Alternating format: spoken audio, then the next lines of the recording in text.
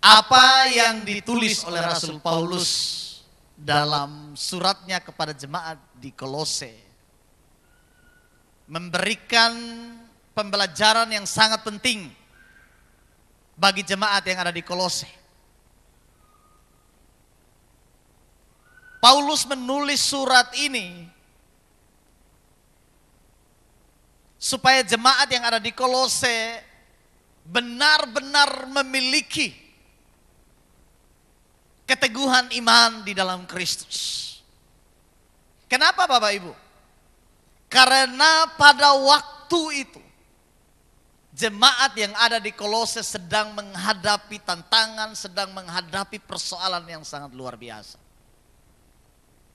Persoalan yang mereka hadapi terutama banyak sekali ajaran-ajaran palsu yang masuk di dalam gereja, yang masuk di tengah-tengah jemaat. Bahkan dari pihak orang-orang Yahudi sendiri. Bahkan dari para filsuf-filsuf Yunani yang ada pada waktu itu. Ada begitu banyak ajaran. Sehingga membuat jemaat yang ada di Kolose itu tidak mengalami pertumbuhan yang baik di dalam Tuhan. Itu sebabnya Paulus menulis surat ini untuk ingatkan mereka. Belum lagi persoalan-persoalan hidup lainnya yang dialami oleh jemaat ini. Selain masalah di dalam jemaat, masalah-masalah kehidupan lainnya mereka hadapi juga. Mungkin berbeda sedikit dengan masalah kita sekarang. Seperti kesaksian Mama tadi, kalau kita ini lagi krisis beras di Sumba Timur ini. Di jemaat di Kolose sih di sini tidak singgung soal krisis beras. Tapi mereka hampir memiliki persoalan yang sama juga dengan kita. Ya. Bapak Ibu saudara-saudara sekalian yang dikasihi oleh Tuhan. Itu sebabnya sebagai seorang rasul, Paulus bertanggung jawab penuh untuk memberikan nasihat bagi mereka. Sehingga di dalam ayat yang ke-6 dikatakan begini. Kamu telah menerima Kristus Yesus Tuhan kita. Kenapa Paulus memulai dengan kalimat ini? Kamu telah menerima Kristus Yesus Tuhan kita. Supaya jemaat di Kolose ingat, kalau mereka itu adalah jemaat-jemaat Tuhan. Kalau mereka itu adalah anak-anak Tuhan yang telah dipanggil dan dipilih oleh Tuhan. Mereka telah menerima Tuhan. Mereka telah percaya kepada Tuhan. Mereka sudah menjadi bagian dari kekristenan itu. Itu sebabnya Paulus mengingatkan mereka, kamu telah menerima Kristus Yesus Tuhan.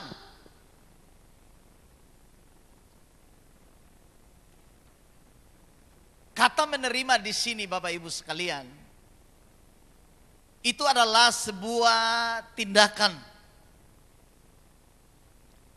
penyambutan. Kata menerima di sini menyambut. Menyambut dengan hati. Menyambut dengan segenap hidup. Jadi benar-benar Paulus hendak mengingatkan jemaat yang ada di Kolose tentang keadaan mereka. Jangan sampai kamu lupa ini. Kamu sudah menyambut Kristus loh. Kamu sudah terima Kristus. Kamu sudah bagian dari Kristus. Bapak Ibu sekalian yang dikasihi oleh Tuhan. Dan bukan hanya soal menerima atau menyambut itu saja. Paulus berkata, kamu telah menerima Kristus Yesus Tuhan. Kristus Yesus Tuhan. Jadi yang kamu terima itu bukan sosok manusia. Yang kamu sambut itu bukan sosok manusia biasa. Yang kamu terima, yang kamu percayai itu adalah sosok Yesus yang diurapi, yang adalah Tuhan itu sendiri. Jadi ketika saya dan saudara percaya kepada Yesus Kristus, menerima Dia, dikatakan di sini, pribadi itu adalah pribadi Tuhan. Kata Tuhan di sini diterjemahkan dari bahasa Yunani dari kata kurios. Kurios itu artinya sosok yang berdaulat penuh atas hidup saya dan saudara. Atas kematian kita, atas kehidupan kita. Dia sosoknya. Tidak ada lagi yang lebih berkuasa dari itu.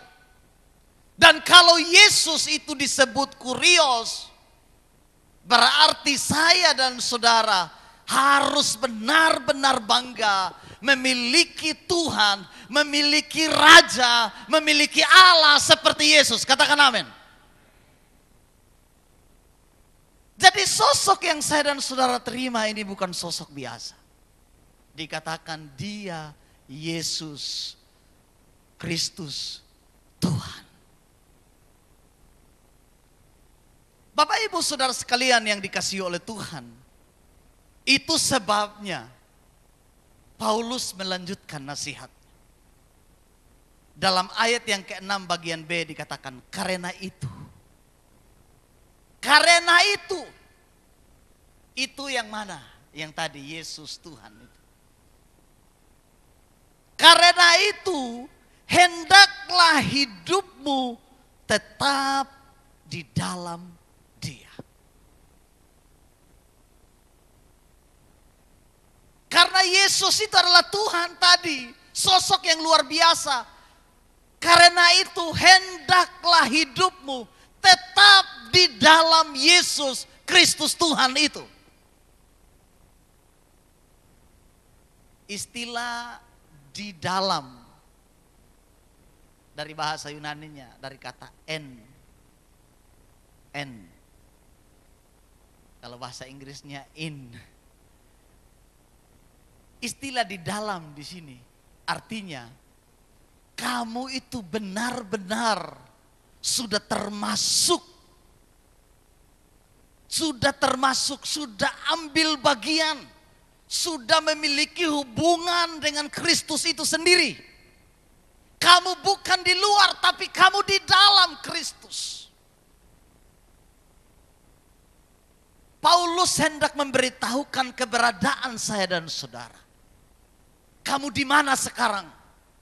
Paulus katakan, kamu di dalam Kristus. Ini yang menjadi perenungan saya dan saudara. Bahwa hidup kita ini bukan di luar Kristus. Kita sedang berada di dalam Kristus. Kalau hidup saya dan saudara ada di dalam Kristus, apa yang kita takutkan? Apa yang kita khawatirkan? Apa yang membuat saya dan saudara begitu gentar? Kalau hidup kita ada di dalam Kristus. Kata di dalam di sini menunjukkan bahwa Dia memagari, mengelilingi saya dan saudara, membentengi kehidupan kita.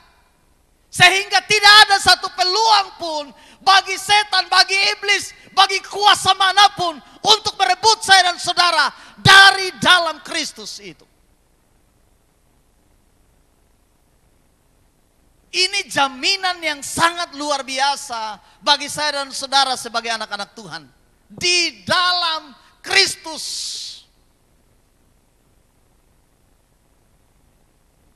Jadi ketika saya dan saudara ada di dalamnya, kita aman. Amin Bapak Ibu. Amin. Kita aman. Kenapa? Nanti kita lihat lagi ayat-ayat berikutnya. Sehingga Paulus bilang begini, hendaklah. Kata hendaklah di sini itu kalimat perintah. Itu bentuknya imperatif, perintah. Hendaklah. Dia anjurkan supaya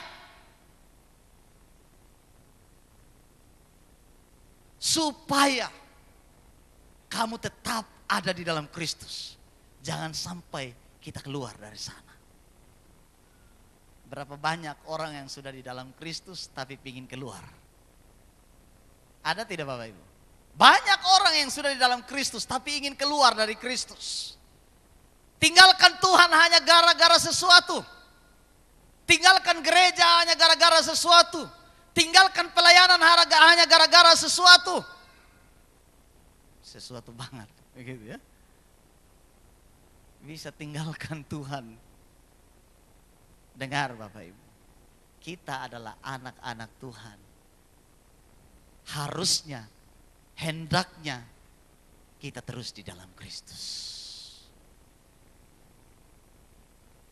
Kemudian di sini Bapak Ibu sekalian,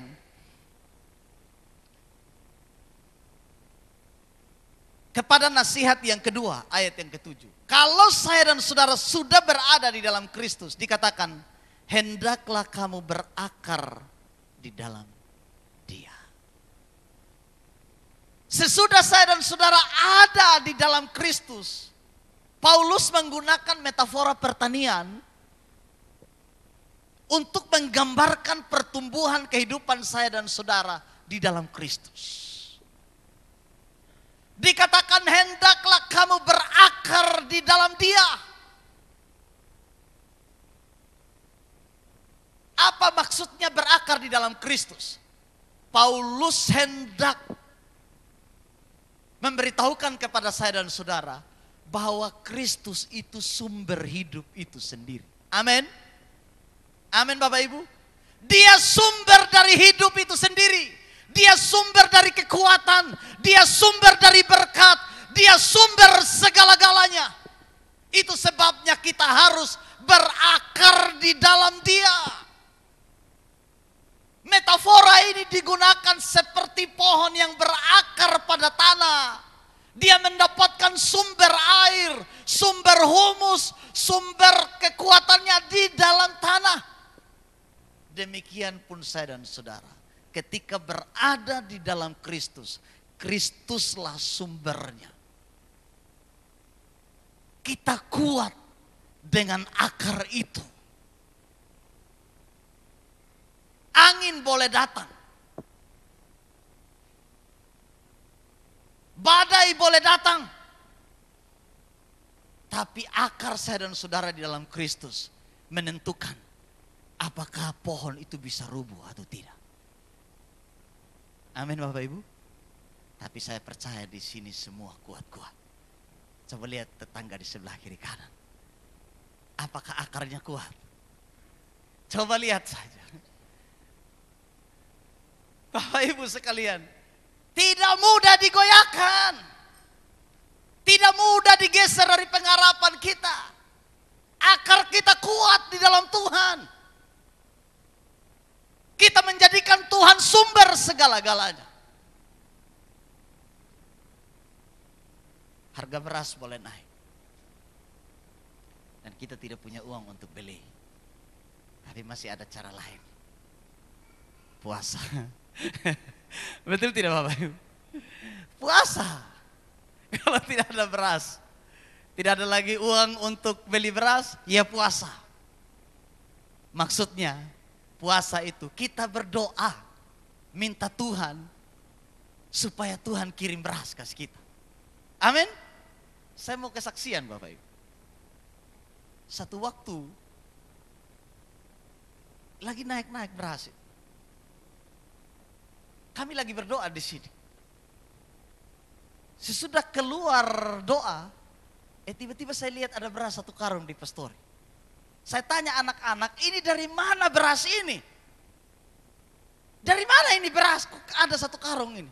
Ada 2 orang nyong yang datang antar. Kamu tidak tanya siapa? Tidak Bapak. Aduh, bagaimana kita caranya berterima kasih? Ini beras ada, bagaimana caranya kita berterima kasih?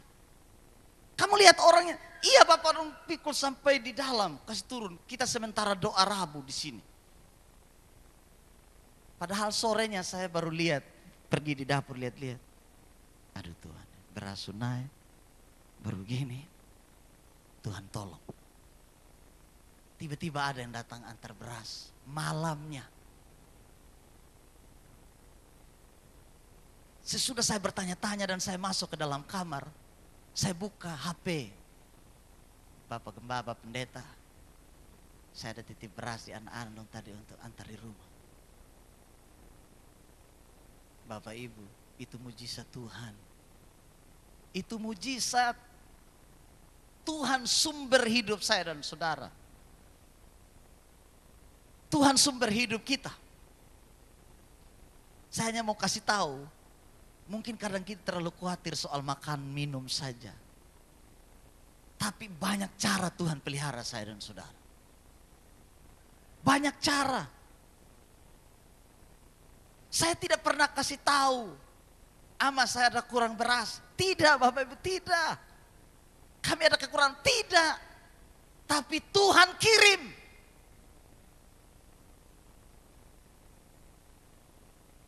Ini artinya Bapak Ibu, dari kesaksian ini hendak mengajarkan kepada kita bahwa Tuhan itu sumber. Tuhan itu sumber. Makanya ada istilah, kalau dalam istilah Paulus itu, Tuhan itu kepala. Kata kepala dari bahasa Yunani diterjemahkan dari kata kefale. Kefale itu artinya sumber. Kalau dari bahasa Ibraninya dari kata ros, sumber. Makanya di dalam Kejadian 1 ayat 1, Beresit bara Elohim et hasamayim et weha arets. Pada mulanya, weros, beros, ros. Pada mulanya, sumber dari segalanya, yang memulai segalanya, yang menyebabkan segalanya terjadi.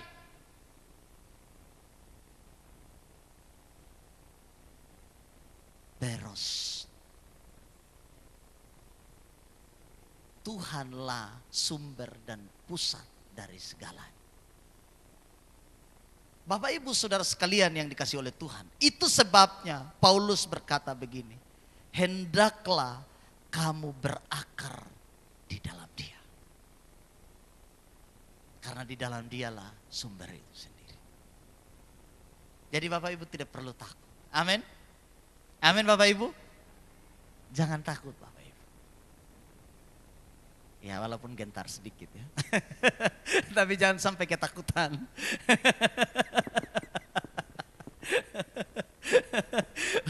Walaupun protes sedikit. Iya. Protes di media sosial. Ih, pemerintah di mana ini, bupati di mana ini, gitu. DPR di mana ini? Tante tolong kasih tahu Om Yosua. Ada tante. Ada sama tante. DPR di mana ini, bupati di mana ini? Mulai sudah persalahkan pemerintah. Fungsi kontrol tidak ada, begitu Bapak Ibu. Memang kita berhak memberikan kritik dan masukan. Tapi yang paling penting, saya dan saudara harus berdoa untuk pemerintah. Amin. Supaya mereka diberi hikmat hati yang takut akan Tuhan. Jadi kalau Tuhan yang kasih masukan beda dengan kita. Kalau kita kasih masukan agak repot bahasa-bahasa kita di Facebook. Betul tidak Bapak? Tapi kalau kita berdoa lapor ke Tuhan, Tuhan yang kasih masukan, beda cara kerjanya. Beda cara kerjanya.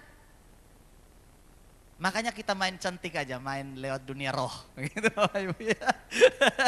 Iya, kita main lewat dunia roh. Karena doa kita ini bicara dunia roh. Bukan dukun Bapak Ibu ya. Jangan salah terjemahkan. Ini Pak Pendeta ini suka pakai dukun, dunia roh. Bukan. Dunia roh yang saya maksud ini bicara tentang doa kita dengan Tuhan. Doa kasih pemerintah supaya Tuhan kasih hikmat.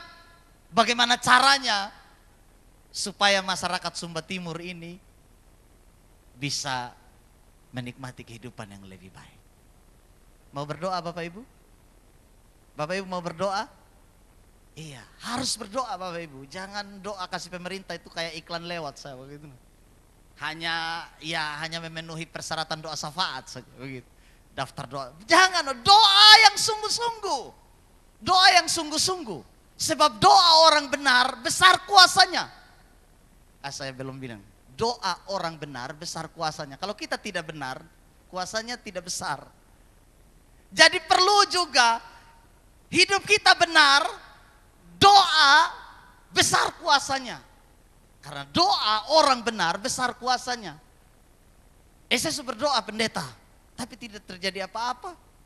Pertanyaannya, benar tidak? Kamu benar tidak? Iya, benar-benar berdoa tapi hidup belum benar.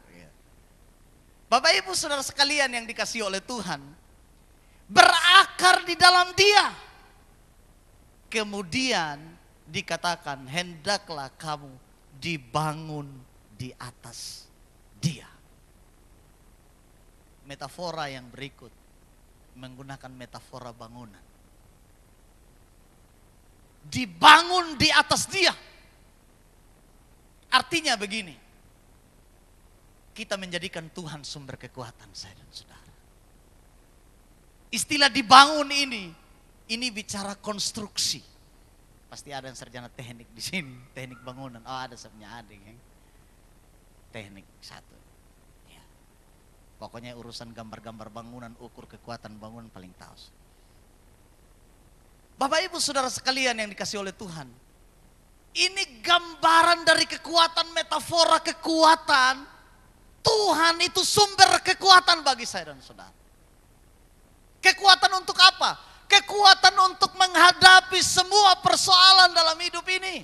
Kekuatan untuk menjalani hari-hari hidup saya dan saudara yang penuh dengan persoalan dan pergumulan. Paulus juga sadar Bapak Ibu, kalau dengan kekuatannya sendiri, dia tidak mungkin bisa melayani. Dia sudah ditangkap dan ada di penjara, sedangkan jemaat-jemaat ini masih butuh pelayanan Paulus. Dia sadar betul kekuatan yang sesungguhnya ada di dalam Tuhan. Itu sebabnya dia ingatkan jemaat di Kolose, hendaklah kamu dibangun di atas Dia. Dengan fondasi yang kuat, dengan dasar yang kuat. Satu waktu Tuhan Yesus pernah bilang begini,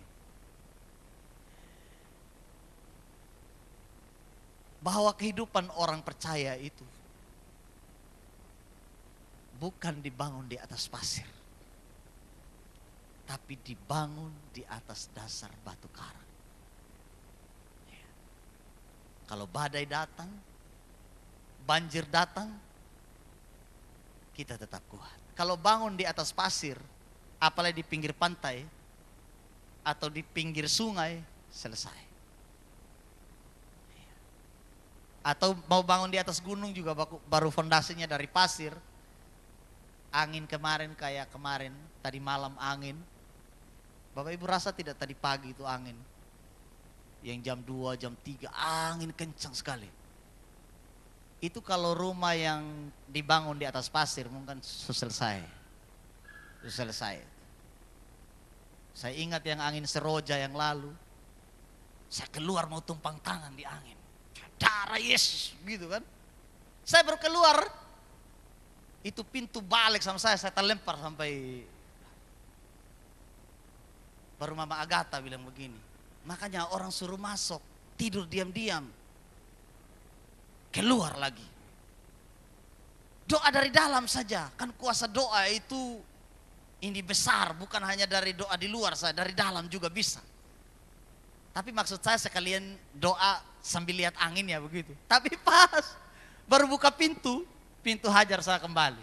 Pulang kok duduk diam-diam di dalam. Tunggu apa yang terjadi. Bapak Ibu Saudara sekalian yang dikasihi oleh Tuhan. Kekuatan Tuhan kita butuh. Karena kita tidak tahu kapan badai itu datang. Badai dalam hidup ini kita tidak tahu. Tidak ada badan meteorologi yang bisa deteksi masalah dalam hidup kita, badai dalam hidup kita. Kapan datang? Oh, ini Senin depan Kak Fani akan kena badai dalam hidup. Tidak bisa diprediksi Bapak Ibu. Tidak bisa diprediksi, tidak ada yang tahu. Tidak ada badan meteorologi yang bisa memprediksi masalah badai dalam hidup kita akan terjadi kapan. Oleh karena itu kita mempersiapkan kekuatan dalam hidup ini. Amin Bapak Ibu. Amin. Makanya harus kuat di dalam Kristus. Kemudian yang berikut Bapak Ibu. Dikatakan, hendaklah kamu bertambah teguh dalam iman yang diajarkan kepadamu. Sesudah saya dan saudara berakar kuat dalam Tuhan, dikatakan kamu harus bertambah teguh di dalam iman. Sudah kuat, teguh lagi. Teguh. Tidak bisa digeser dari pengharapan kita. Apa yang kita percayai itu sudah yang kita percayai. Apalagi berhubungan dengan iman saya dan saudara. Tidak bisa digeser dari iman kita. Kata iman di sini Bapak Ibu sekalian. Ya, itu diterjemahkan dari kata pistis, bahasa Yunani, pistis. Jadi itu bukan hanya sebuah pengakuan saja. Tapi lebih kepada sebuah gaya kehidupan yang menggambarkan dan menunjukkan Kristus ada benar-benar dalam hidup saya dan saudara. Itu iman. Kalau dari bahasa Ibraninya lebih jelas lagi. Dari bahasa Ibrani itu iman itu aman. Aman. Sebuah perasaan atau sebuah situasi di mana saya dan saudara tetap merasa aman, merasa kuat di tengah-tengah ketidaknyamanan. Itu iman. Kita tetap mempercayai Tuhan di tengah-tengah ketidaknyamanan hidup ini. Bapak Ibu pernah merasa tidak nyaman dalam hidup? Bapak Ibu pernah merasa tidak nyaman dalam hidup? Tidak nyaman dengan keadaan? Atau aman-aman saja? Aman-aman saja? Itu karena Bapak Ibu beriman. Jadi iman itu aman. Amin? Ya, makanya kita katakan amin. Karena iman, aman, amin. Jadi bagian terakhir dari keteguhan iman saya dan saudara kepada Tuhan, Paulus bilang begini, hendaklah hatimu melimpah dengan syukur. Hendaklah hatimu melimpah dengan syukur. Kalau kalimat ini Bapak Ibu diterjemahkan dengan atau dalam kasus bahasa Yunaninya itu bentuk present aktif. Saya tidak tahu ada ibu guru bahasa Inggris nih, Ibu Nur. Artinya apa? Bahwa bersyukur itu, melimpah dengan syukur itu atau bersyukur itu bukan hanya saat-saat tertentu. Tapi setiap hari, setiap waktu dalam hidup saya dan saudara harus melimpah dengan penuh ucapan syukur itu. Terus menerus harus bersyukur. Dan hanya orang-orang yang ada dalam Kristus yang mampu melakukan ini. Bapak Ibu, kekuatan dalam ucapan syukur itu luar biasa. Ketika kita dalam masalah dan kita bilang terima kasih Tuhan. Artinya apa? Kita sedang membiarkan Tuhan menyelesaikan masalah saya dan saudara. Amin. Jadi mengucap syukur itu artinya kita sedang mengizinkan Tuhan untuk bekerja secara leluasa di dalam kehidupan saya dan saudara. Apakah itu di tengah masalah, apakah itu di tengah pergumulan, apakah itu di tengah persoalan. Mengucap syukur itu adalah cara terbaik untuk membiarkan Tuhan bekerja secara leluasa. Dan ada kuasa di dalam ucapan syukur itu. Katakan amin Bapak Ibu. Jadi bersyukurlah setiap hari. Bersyukurlah kepada Tuhan setiap waktu. Hendaklah hidup kita dikatakan di sini melimpah dengan ucapan syukur. Kata melimpah di sini artinya meluap-luap dengan ucapan syukur. Tidak akan pernah berhenti. Karena kita memiliki hubungan yang dekat dengan sumber yang menjadi alasan kenapa saya dan saudara bersyukur. Dan sumber ucapan syukur kita itu Tuhan. Kita mendapatkan kekuatan karena Tuhan, bersyukur. Saya dan saudara bisa hidup dengan baik karena Tuhan bersyukur. Kita bisa bekerja dengan baik karena Tuhan bersyukur. Kita diberkati dengan makan minum yang luar biasa karena Tuhan bersyukur. Banyak orang yang tidak punya makan dan minum. Banyak orang yang tidak bisa bekerja dengan baik. Banyak orang yang tidak bisa datang gereja karena kesehatan terganggu. Banyak orang tidak bisa lakukan aktivitas seperti saya dan saudara lakukan. Tapi kalau kita masih bisa bersyukur. Amin Bapak Ibu. Kembali dari tempat ini hari ini. Pulanglah menjadi anak-anak Tuhan yang bersyukur. Karena ada kekuatan besar di tengah-tengah ucapan syukur. Mau ada masalah, bersyukur. Ya. Mau ada persoalan, bersyukur. Mau diberkati, bersyukur. Harga beras naik, bersyukur. Tidak ada uang, bersyukur. Kesaksian Oma Meli tadi luar biasa. Beriman, berdoa, bersyukur, berterima kasih. Lengkap semua. Bapak Ibu Saudara sekalian, ada banyak orang yang tidak bisa mengucap syukur. Dia hanya mengucap syukur ketika diberkati. Tapi ketika dalam persoalan dia tidak bisa. Dia mau mempersalahkan Tuhan. Kenapa ini harus saya Tuhan? Masalah ini belum selesai, masalah satu muncul lagi. Kenapa Tuhan? Kenapa? Tidak perlu bertanya kenapa.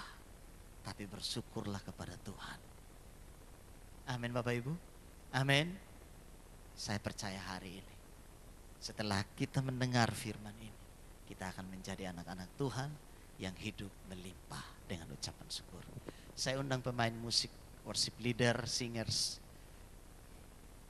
Mari Bapak Ibu saya ajak kita semua tundukkan kepala kita.